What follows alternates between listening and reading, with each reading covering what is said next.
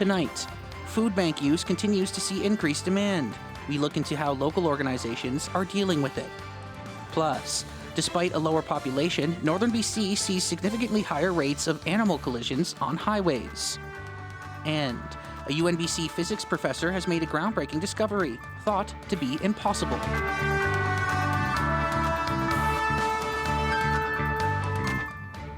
Good evening, folks. I'm Eddie Huband, and welcome to CKPG News. Our top story tonight is one that's been a continuous struggle for many communities, including in Prince George. There has been a tremendous spike in food bank usage in Canada over the past few years, and that's putting a huge burden on those who are trying to feed the less fortunate. Cheryl Jan reports. According to Food Banks Canada, 2 million Canadians visited food banks in March of 2023. That's an increase of 32% compared to March before, and a whopping 78.5% spike compared to March of 2019. Not surprising in any way to the largest food bank in town, the Salvation Army.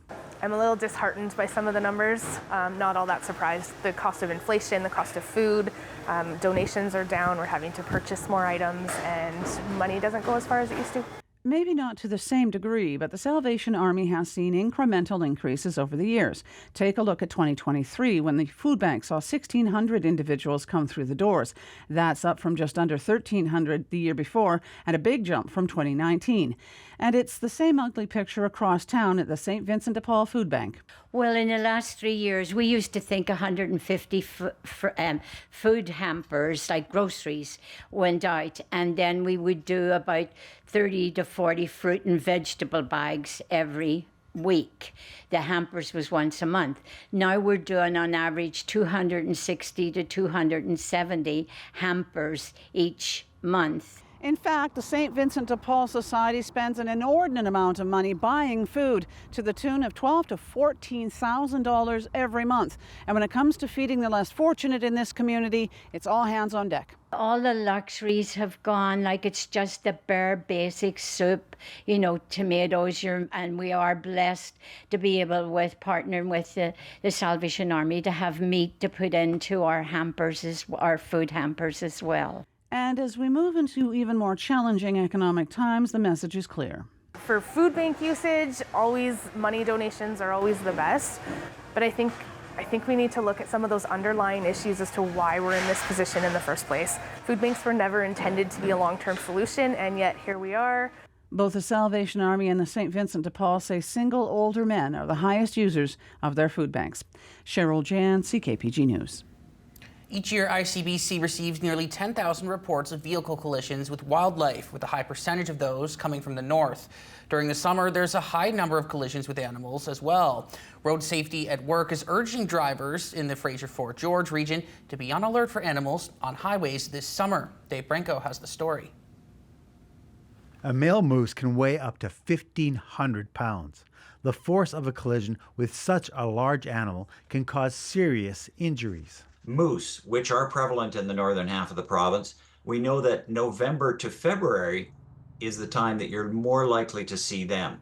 Bear is the opposite. We're more likely to see bears July through October.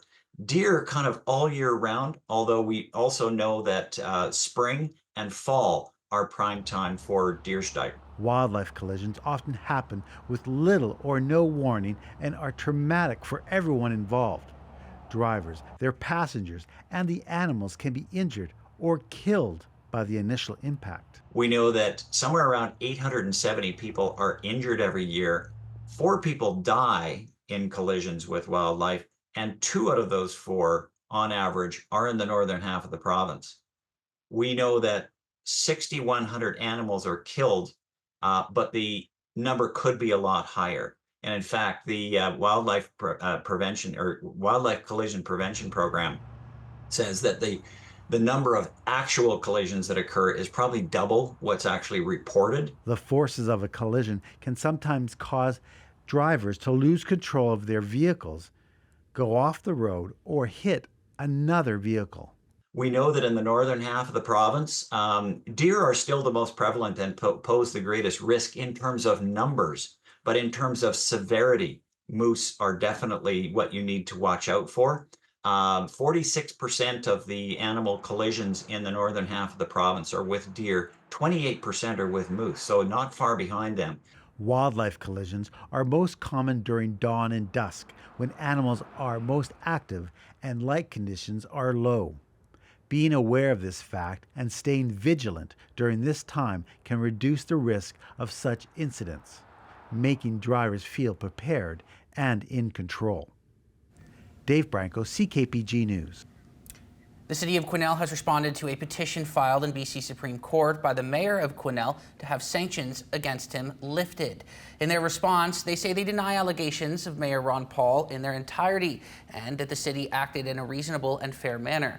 The city believes that Paul's petition should be dismissed with costs payable to the city, and they say that City Council has the authority to censure and sanction one of its members. Mayor Paul is accused of distributing the book Grave Error: How the Media Misled Us to two individuals at a Caribou Regional District meeting. Some interesting news out of the BC NDP today. A number of cabinet ministers are not running for re-election. To tell us more about this, Adam Burles joins the show. So, Adam, why don't you start by just outlining kind of what's going on here with the NDP? So, a lot of political shift in the NDP the last few days. Three ministers in the last couple of days have announced that they're not going to be running for re-election. Harry Bains, the Minister of Labour, Rob Fleming, the Minister of Transportation, and Bruce Ralston, the Minister of Force. Now, the important thing to note about these three ministers in particular is that they were all elected back in 2005. So that means 19 years as an MLA, 19 years in public office, 19 years in the ledge. That's a long time to be an MLA to win that many elections back to back. So that's a long time to be in the legislature, and you can imagine the amount of time that it's that has what these MLAs have seen, what has happened in the BC political scene, but also the fact that these three legislators are very popular in their communities. They are popular within their ridings, but they're also popular in the legislature too. Kind of quiet, maybe not the most outspoken of MLAs and ministers, but still quite respected on all sides by other members in the legislature despite their rank. So it's interesting to see these three go, but also understandable given just the amount of time that they've been in office. So what does this signal for the party moving forward as we move closer and closer to that fall election? Well, that means the NDP is going to have to do some searching for some new candidates. They're going to have to find some strong candidates to replace these three in particular. Like I said, these three ministers were very well respected within their ridings and within the legislature, and they held a lot of experience. So they're going to have to find candidates that are going to be able to come up, that are going to have the same amount of clout per se to really to keep those ridings in the NDP, because the Conservatives, as we've mentioned before, are posing a threat to the NDP. So the NDP is going to have to find some strong candidates to put forward before the writ drops, before October the 19th. And not a lot of time left to do that. Yeah, no, the runway is getting shorter. The runway is getting shorter. They're going to have to find somebody quickly, but also they're going to have to make sure that they take their time and make sure that that candidate will be the right one. So jumping off of that, obviously they're going to have to be, choosing some replacements here. How's that going to impact those ridings? Do you see people maybe losing a little bit of trust in the NDP representatives in those ridings? Like you said, they still have some time, but not a ton of time to reestablish, new candidates. Well, new faces can also breed uncertainty. That's true. Especially when you've had, for people in the riding of Surrey-Whalley, where Bruce Ralston was MLA for 19 years, you're familiar. You're familiar with Bruce. You're familiar with the party. There's a lot of familiarity there. When you bring in a new candidate, there is that uncertainty of they don't know what their principles are, what they're going to run on, how they will do well as an MLA. So there's a lot of factors that go into it. So it's going to breed some uncertainty for sure. Anna Burles, thank you as always. The village of Fraser Lake and the Stella 10 First Nation have signed a historic agreement around fire protection. This new agreement highlights the shared commitment to safeguarding the broader community. It sets the stage for the collaborative use of emergency resources, enhancing the overall safety and preparedness of both communities. Starting July 8th, the Fraser Lake Volunteer Fire Department will invite the Stella 10 Fire Department to join its weekly training sessions. Well, we have our awesome fire chief, Joe Pacheco. He will be going and doing fire prevention consultations, emergency equipment consultations, employee training, program development, and developing fire protection capacity with the communities and the firefighters in the region from Sulaco and Fraser Lake. And we've done that in the past too. So there's been a lot of work with the SPU trailer that was bought with Notley and Stelaco and Fraser Lake. So we've been working on projects for quite a while, and the training facility that we built out of the airport has been part of that. And then COVID kind of happened, and a lot of things stopped. And now we're getting back into it again, and it's really important. We did see a home lost in Stelaco, and that really pushed this agreement to the forefront last year. A heat wave is on its way, as you may know, this weekend, as several days of plus 30-degree temps are forecasted. And as Tommy Osborne reports, this heat wave could bring potential big impacts to local business. Temperatures are going to skyrocket over the weekend, as several days above 30 degrees are on the horizon. We are viewing seasonal temperatures on the order of around 10 to 12 degrees above normal. Because of the rain we've seen up to this point, the impending heat isn't sending off alarm bells at the Prince George Fire Center, but it does, of course, warrant caution. The increased heat dries out the duff layer first, which facilitates the spread of fires that already exist, as well as the start of new ones that are potentially activated by lightning strikes or by human activity. It's going to get really hot in just a couple of days here, but because it's been a cooler summer up to this point, things like air conditioners or fans haven't been selling too much up to now. But local stores expect that to change. We're starting to get some activity and some interest. I think what we've seen over the last couple of years with some of the heat domes and significant heat weather, people are starting to pre-plan and make sure that they're going to be both safe and comfortable. So even for ourselves, we have ordered more air conditioners than ever before. While heat is on the way, the rainy cooler conditions up to this point means air conditioners and fans haven't sold quite as much as expected. However, because of all the rain, Shuvera says gains have been seen in other areas. The grass is growing like crazy. We've seen some fantastic sales in a lot of those outdoor products, lawnmowers and lawn tractors and things like that. Environment Canada says the upcoming heat wave is not a heat dome, so it shouldn't be an extended stretch of 30-plus degree days. However, Shuvera does expect a warmer summer ahead, which he believes will further boost sales. I still think we're early enough in the year that we're going to get the perfect set of series of weather events, and customers can come in and get what they need to take care of themselves at home. The upcoming heat wave may actually be welcomed by many in our community, as many residents and businesses alike are certainly enjoying time spent outdoors. Tommy Osborne, CKPG News. A UNBC physics professor alongside a team of researchers have discovered something thought to be impossible. They've successfully detected repulsively bound magnons. Sam Benison has more. A discovery that has the potential to revolutionize private communications. UNBC professor Dr. Jean-Sébastien Bernet was part of an international team of researchers that discovered that objects in a solid compound can be bound together despite repelling each other. The paper, titled Experimental Observations of Repulsively Bound Magnons, was published in the journal Nature. But what is a magnon? You can think of having, let's say, spins. So spins, you can think of it as like the needle of in a compass. And then, so you can think that sometimes the needle can be in the wrong direction. Let's say that you have a lot of these needles, and one is in the wrong direction, so that would form a magnon. While misaligned spins are known to occur, two misaligned spins do not want to appear next to each other and will try to move apart as soon as possible, dissipating that energy. However, when the researchers shone light waves to excite the spins in a material called bakovo, they discovered two misaligned spins side by side each other, with nowhere to go. They remain next to each other for at least 18 picoseconds. So it's a very short time, but it's enough for the detection to occur. And it was surprising that it exists, because in a solid, there's supposed to be a lot of channels for dissipation. So it should have been really easy for the state to dissipate. But it turns out that we can observe it, which was the big breakthrough.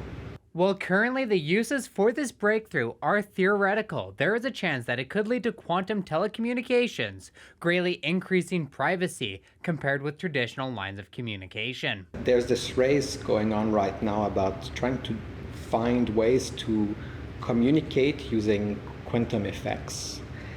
So it is possible that these bound states could be used to alter transport in spin chains, which is one of the possible devices that could be used for quantum telecommunication. For now, physicists will be on the hunt to find more materials that contain these exotic, repulsively bound objects. Sam Benison, CKPG News.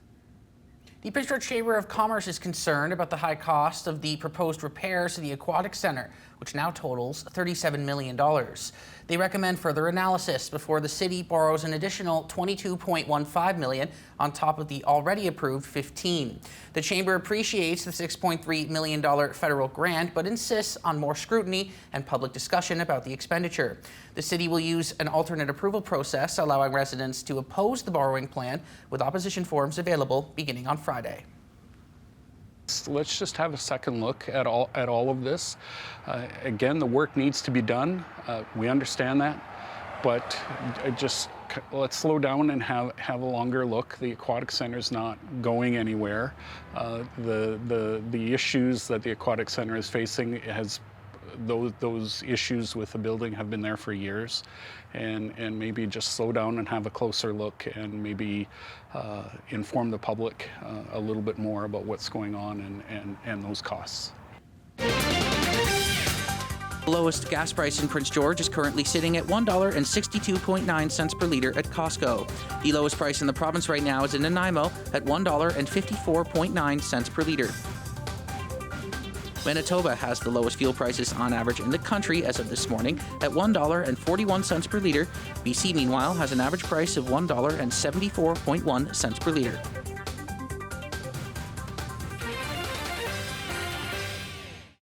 CKPG Sports is delivered by Dominos. Join the Dominos Lunch Club with 25% off all regular price pizzas every day. Visit dominos.ca to join the club. The UNBC men's basketball team has looked overseas for its next recruit, announcing the commitment of Danilo Gonzalez from Spain. Gonzalez is a shooting guard. He stands at 6'5" from the Canary Islands, but he played high school ball in Canada. The 19-year-old is making the jump to Canada West after averaging 18 points, 6 rebounds, and 4 assists per game with Lennoxville Prep. In March of 2024, he participated in the True North Prep National Championship Tournament in Toronto. Gonzalez also spent some time playing for Lenovo Tenerife in the Youth Basketball Champions League in Europe. The Prince George Senior Lacrosse League has kicked off its postseason action as the Bandits battled the Assault. Game 1 went the Bandits' way. They came away with a 16-10 victory. Jaden Merritt led the way. He had 11 points on the night, including 5 goals. Caleb Mueller added 4 of his own. The Assault will look to bounce back in Game 2, and that one goes tonight at Copar Memorial. TSX is up 20 points to close at 22,244. No change in the Dow Jones due to the American holiday. And Artemis Gold went down 19 cents to close at $9.81. Good evening again, everyone. We're looking at a wonderful weather forecast. This ridge of high pressure will be dominant over the province for the next few days and stretching into next week as well, at least early next week. There's no signs of any disturbances being able to break this ridge down. So this is what it's going to look like. Nice and clear, beautiful weather right across the board. And the ridge is strong, so we're going to see things heating up in terms of our temperatures as the days go on. Futurecast, uneventful. And I think I'll be using that word for the next little while because this is what it's going to look like. You can see just mainly clear skies and lots of that warm air coming up from the south. 34 degrees Kamloops tomorrow. The Okanagan will be into the 30s. So the hot air is coming up from the south, as mentioned. We've got really warm temperatures around the south coast, southern half of the island, and of course away from the water in through Vancouver, especially inland, will be really, really warm. 26 for us in Fort St. John as well. Really nice and comfortable still for another day or so, and then we're going to see that temperature jumping up into the 30s. 25 in Mackenzie tomorrow. The highs in Prince George or in Fort St. James at 24. Here's Prince George, 26. 25 degrees in Vanderhoof. We're looking at temperatures actually quite close to 30 down through Quesnel, and again exceeding 30 degrees over the next few days as well. So the west coast will be beautiful as we just showed you. 26 in Edmonton, a little bit more cloud cover tomorrow, but still going to see the sunny breaks, but quite warm. It'll be stormy but mild in through the prairies. 29 Montreal, sunny skies over towards parts of the east, but a bit of a breakdown in conditions along the Maritimes especially. It was quite a nice sunny day there today, but tomorrow anticipating the chance of showers. Halifax 19 degrees for a high. So sunny and hot is the best way to sum up at least the end of our weekend and early next week. So it is a heat wave south of the U.S. border, and again we're going to see that hot air coming into BC. So Burns Lake still chilly for your overnight lows the next couple of days. Not a bad thing because it is going to be very warm going into the daytime highs. 3 overnight tonight, 24 tomorrow, then you're up to 27 on Saturday. Very pleasant but hot as we get into Sunday, Monday, Tuesday. You'll be up to about 32 degrees. Mackenzie, 8 overnight tonight, sunny and pleasant tomorrow, 25 degrees, and then a few degrees warmer than that for Saturday and Sunday. Monday even into the 30s, 31, 32 degrees expected. Clear skies tonight in McBride, so it'll likely be clear right across the board for most of our region. And again, you can see that build in temperatures, especially Sunday, Monday, very hot, 34 degrees, although the overnight lows will still be down to about 12. 6 degrees tonight in Quesnel, up to 28 or 29 the next couple, and then it's hot. It's going to be very hot, especially into Tuesday. Look at that, 35 degrees. So again, making sure that you take those necessary steps to remain cool in this heat wave as we move forward. Prince George, 7 tonight, 26 tomorrow, which will be lovely. We've got temperatures just a degree or so warmer than that for Saturday, and then there's that ridge really bumping up the temperatures Sunday, Monday, Tuesday. We could be in and around 33, 34 degrees. Tomorrow, we could have some southwest winds gusting about 40 kilometers an hour or so through the afternoon, which might give us a nice little breeze as well. CKPG Sports is delivered by Dominos. Join the Dominos Lunch Club with 25% off all regular price pizzas every day. Visit dominos.ca to join the club. The 2024 UEFA Championship continues tomorrow as the quarterfinals take place in the morning and then throughout the weekend. Friday begins with the best of the best. Spain will take on the host country Germany at 9 a.m. The winner of that match will take on the winner of Portugal and France, who will face off later in the day, as you see the bracket there in front of you. That match kicks off at 12. Then on Saturday, the other side of the bracket will play, starting with England and Switzerland facing off, and then to close out the quarterfinals, Netherlands will be taking on Turkey. Those matches also take place at 9 and 12. It's time for the best sports action you're going to see as we recap some of yesterday's best moments, all in tonight's CKP3.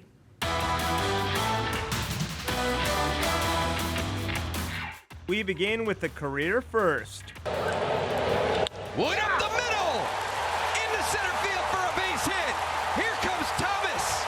And James Wood's first big league RBI has put the Nats on top! Welcome to the show, James Wood, as he gets his first major league RBI, which turns out to be the winner.